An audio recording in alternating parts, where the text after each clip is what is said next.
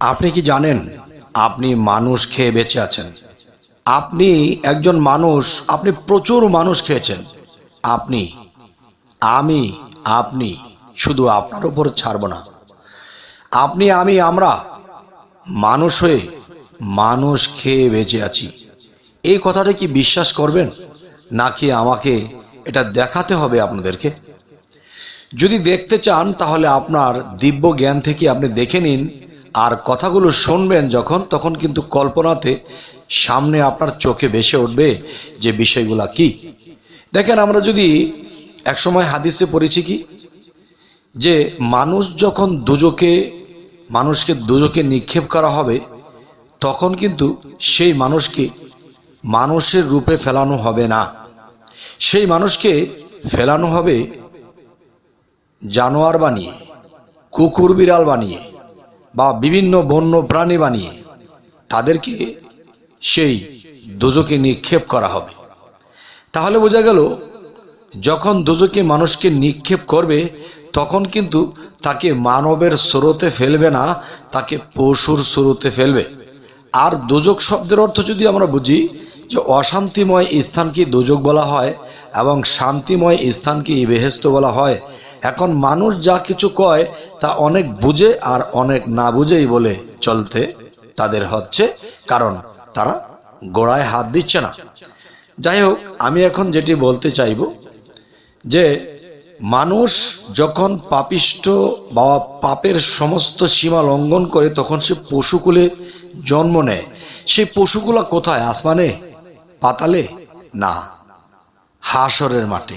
সে হাসরের মাঠ বলতে কিন্তু আমরা মৃত্যুর পরে সমস্ত পৃথিবী ধ্বংস হবে, এরপরে বুঝি যে হাসরের মাঠ হবে। সেখানে দোজক হবে, আগুন হবে। সেই আগুনে সেই মানুষ রূপে দোজকে ফেলবে না, ফেলে দেবে কি পশুর রূপে। আমি বলবো না, হাসরের মাঠ, এটা তো আমি অন্য অন্য ভিডিওতে বলেছি। হাসর শব্দের অর্থ কি?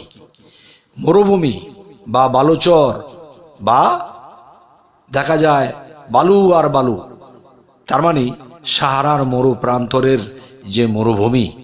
যদি এখানে কোনোদিন আপনি যেখান থেকে ভিডিওটি দেখতেছেন, এই জায়গাটিতে 2000 বছর আগে বালুচর আর বালুচর ছিল, কোনো বাড়িঘর ছিল না, তখন কিন্তু এটা হাসরের মাটি ছিল। আর এই হাসরের মাটি কিন্তু আমরা এসেছি। এখন দেখেন, হাবিয়া দুজক কাকে বলে, ওয়াইল দুজক কাকে বলে। তো এরকমভাবে এক একটা দুজকের এক একটা নাম আছে। তার মানে যে আগুন বলতে কি দুঃখের আগুন হয়, এবং দেখা যায় কষ্টের আগুন হয়, প্রেমের আগুন হয়, কামের আগুন হয়, যন্ত্রণার আগুন হয়। কিন্তু যন্ত্রণার আগুন কিন্তু সেই ভাত রান্নার আগুনের কথা বলা হয়নি। তাহলে যে কথাটি আমি বলতে চাচ্ছি, যে হাসরের মাঠ, আপনি আমি দাঁড়িয়ে এখন আমি বলছি, আপনি শুনছেন। তাহলে এখানেই কিন্তু গরু, ছাগল, ভেড়া, বরকি, এবং দেখা গেছে যে আমরা যদি সুন্দরবনের দিকে যাই, বাঘ, সিংহ, কুমির, বিভিন্ন কিছু, তাহলে এগুলো কিন্তু জানোয়ার হয়ে জন্ম নিয়েছে তাদের সেই কর্মফলের কারণে। তাই আমি বলতে চাইব, এখন যদি আপনি জংলা থেকে একটা হরিণ ধরে খান, বা দেখা যায় চায়না দেশের মানুষ, দেখা যায় তারা কুকুর খেয়ে ফেলছে, তারা এই দেখা যায় যে প্রাণীটা মুসলমান খায় না তারা সেটা খেয়ে ফেলছে। তার মানে কি, যে একটা কুকুর পৃথিবীতে এসে সে তার ঘর নেই, বাড়ি নেই, তার কোনো পাকশাক করার জায়গা নেই, সে কিন্তু ইচ্ছা করলে যে আজকে একটু বিরিয়ানি পাক করে খাবে, ঘুমাবে, তাও কিন্তু সমস্যা, তার পক্ষে সম্ভব নয়। তাহলে দোকান পাড়ে গিয়েছে, সে দেখতেছে কেউ যদি একটা বিস্কিট বা একটা রুটি দিত, তখন দেখা যায় লাঠি চার্জ করে দিল, গরম পানি মেরে দিল, তখন কেউ কেউ করতে করতে চলে গেল। তাহলে এই যে একটা কষ্টভোগ, ক্ষুধার আগুনে সে জ্বলছে, হাবিয়া দুজক, ক্ষুধা বা পেটের বিমারে ভুগছে। একটা কুকুর দেখা যায় পেটে বাচ্চা, অন্য একটা কুকুর তাকে সিজার করতে নিয়ে যায় না, কিন্তু দেখা যায় একটা কুকুর তাকে ডেঙ্গে চলে যায়, মানুষও তাকে দেখে না। তাহলে জাহান্নাম কাকে বলা হয়েছে? যাকে কেউ দেখবে না। আচ্ছা, তাহলে আমরা এই পৃথিবীতে যদি আমার মা বোন কেউ যদি এরকম একটা গর্ভবতী অবস্থায় ডেলিভারির সময় হয়ে যায়, তখন যদি সিজারের প্রয়োজন হয় তাহলে দ্রুত মেডিকেলে পৌঁছায়, তাহলে মানব জীবনটা একটু শান্তিময়। তাহলে অশান্তিতে কিন্তু সেই পশুর জগৎ পড়ে গেছে। তাহলে আজকের মূলত যেই কথাটি আমি আপনাদেরকে বলতে চাচ্ছি সেটি হলো কি, দেখেন যে মানুষ হয়ে মানুষ কিভাবে মানুষ খেয়ে বেঁচে থাকে, এটাই তো কথা। প্রাণীরাও প্রাণী খেয়ে যেরকম বাঁচে, তেমনি সেই প্রাণীদেরকে মানুষেই মানুষ খেয়ে বাঁচে। দেখেন, যদি একটা মানুষ কুকর্মের কারণে যদি কুকুর হয়ে যায়, তাহলে সেই কুকুরটা কিন্তু চাইনিজরা ধরে কেটে ছিঁড়ে ফেলে খেয়ে ফেলছে। তাহলে যে জন্ম নিয়েছে, সে মানুষের আকৃতিতে পৃথিবীতে ছিল, সে কিন্তু এখন চলে গেছে কোথায়? সেই কুকুর জন্মে চলে গেছে। এখন সেখান থেকে একদল খেয়ে ফেলছে। কেউ ছাগলের মতো মানুষের সাথে বর্বর করতো বা মানুষের কথার মাধ্যমে ক্ষতি করত এবং কথার মধ্যে মানুষকে আঘাত করত। তো আঘাত করতে করতে এমন অলি আউলিয়াদের মনের মধ্যে আঘাত করেছে, তখন সেই অলি আউলিয়া যখন বলেছে দূর হ ছাগল, তখন কিন্তু তাদের বাক্য যদি শুদ্ধ হয়ে থাকে, এই অভিশপ্ত প্রাণী হিসেবে সে ছাগল হয়ে জন্মে গেছে। এখন ছাগলের ঘরে ছাগল হচ্ছে, ছাগলের ঘরে ছাগল হচ্ছে। এখন ছাগল কিন্তু একদল খাচ্ছে, আমরা খাচ্ছি। তাহলে দেখা যায় কি, সেই ছাগলটা কি ছিল, কোথা থেকে এসেছিল? তাহলে সে কিন্তু মানুষ ছিল, এবং সে কিন্তু যদিও ছাগলের বান্ডে এসে থাকে, তবুও কিন্তু সে মানুষ থেকে এসেছে, রূপ ধরেছে আরেকটা। কিন্তু দেখেন, আপনি আমি যে দাঁড়িয়ে আছি, আপনি ভিডিওটি দেখছেন আর আমিও বলছি এখান থেকে, এখন দেখেন যে একটা মানুষ সৃষ্টি হতে আগুন, পানি, বাতাস, মাটি, আলো, এই পাঁচটা পদার্থে মানুষটি তৈরি। আপনি যদি বলেন যে ছাগল বলেন, ভেড়া বর্গী, গরু ছাগল বলেন, বা আপনি যদি বলেন যে কুকুর বলেন, এগুলো কিন্তু আগুন, পানি, বাতাস, মাটি, আলো এবং এ দিয়েই কিন্তু এদেরকে সৃষ্টি করা হয়েছে। তাহলে বোঝা গেল কি, আমিও 5 প্রকার, সেও 5 প্রকার। এখন বাঘে যদি কোনো মানুষকে পায়, ছিঁড়ে খেয়ে ফেলে, তাহলে সে তো বন্য প্রাণী, সে যা পাবে তা খাবেই। কিন্তু আপনি আমি মানুষ, মানুষ হয়ে কিভাবে মানুষকে খেয়ে ফেলছি। এখন আপনি যদি একটা ছাগল খান, তবু আপনি মানুষই খেয়েছেন, কারণ সেও 5 প্রকারে তৈরি। আপনি যে একটা গরুর মাংস খান, তবুও কিন্তু আপনি মানুষ খেয়েছেন, কারণ তার স্বভাব দোষে সে গরু হয়ে গেছে, সেই গরুকে খাওয়া হচ্ছে। তো আরও একটি কথা যদি গভীর করে বলতে চাই, সেটি আসলে এভাবে ইউটিউবে বলা ঠিক হয় না, তবুও একটু আমি বলবো যে দেখেন, এই যে গাছগুলো দাঁড়িয়ে আছে, এই গাছ কিন্তু আমরা শুনেছি যে লোকমান হাকিমের সাথে কথা বলতো। তাহলে লোকমান হাকিমের সাথে যদি গাছ কথা বলতো, তাহলে অবশ্যই বোঝা গেল গাছের মধ্যেও প্রাণ আছে, এবং সেই প্রাণ কোন রূপে কথা বলেছিল আমি সেখানে যাব না। এরপর আমি এইদিকেও আমি বলবো যে একটা গরু, ছাগল, ভেড়া বর্গী, এর ভিতরে কোন আত্মা, কে খেলছে তার ভিতরে, এটা যদি পৃথিবীর কোনো মানুষ দেখতো, তাহলে তারা এগুলা খাইতো না। হয়তো বাঁচার জন্য গাছের লতা পাতাই বেছে নিত, কিন্তু এটা আর খাইতো না। তবুও সমাজের চলতে গেলে কিন্তু খেতে হয়, কিন্তু একদল আছে এগুলা খায় না।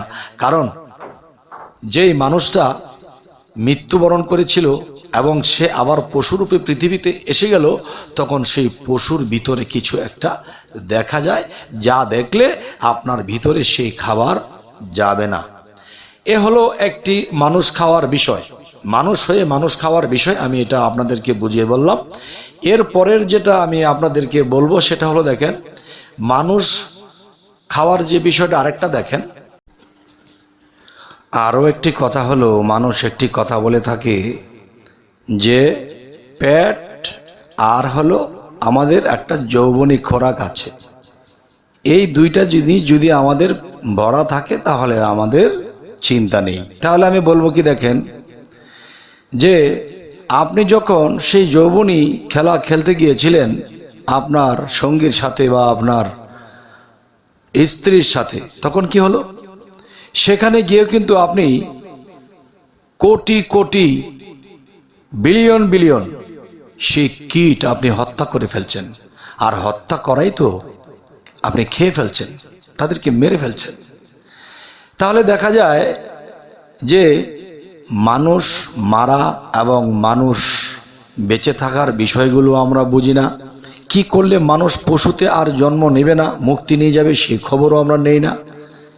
যাই হোক, বাকি কথাগুলো বলছি, শুনুন।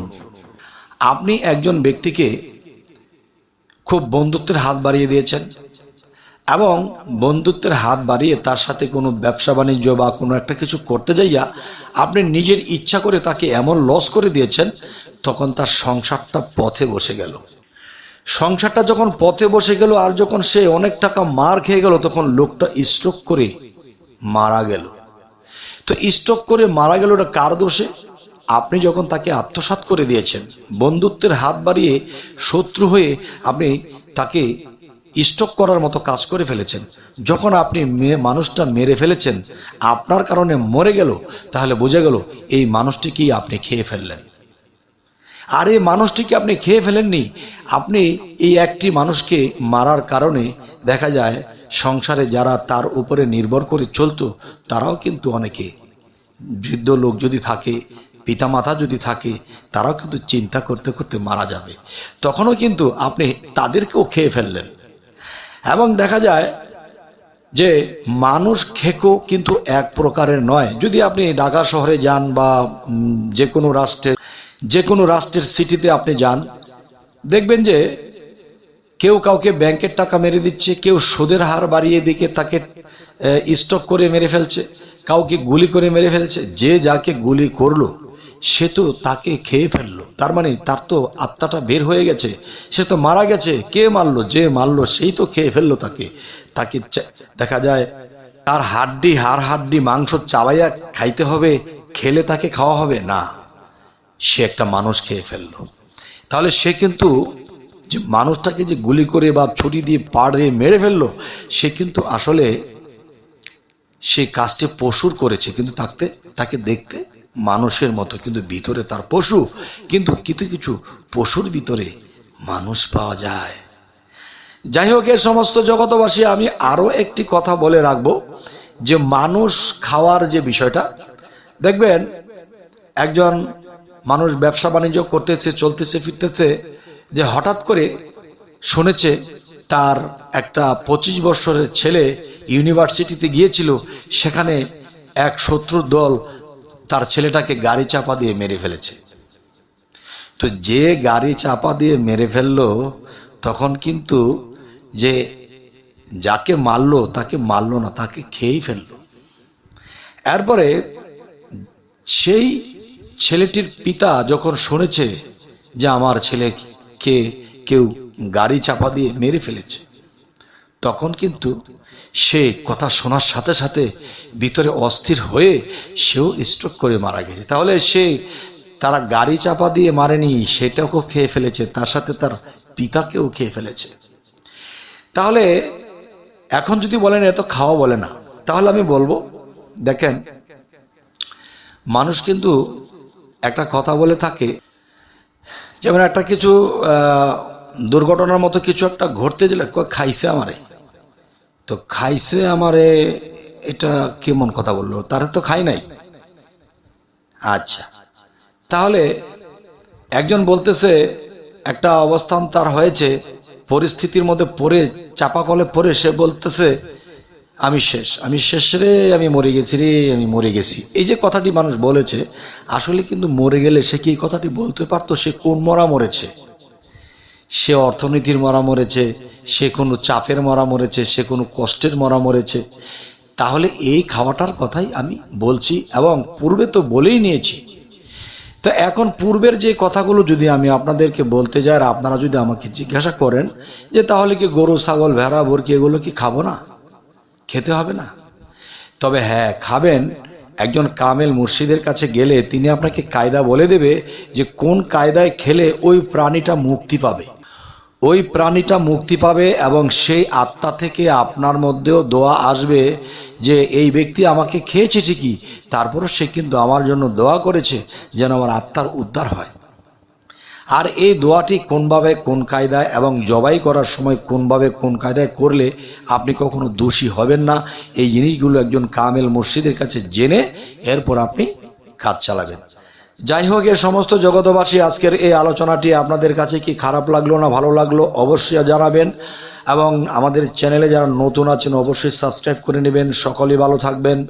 আল্লাহ হাফিজ।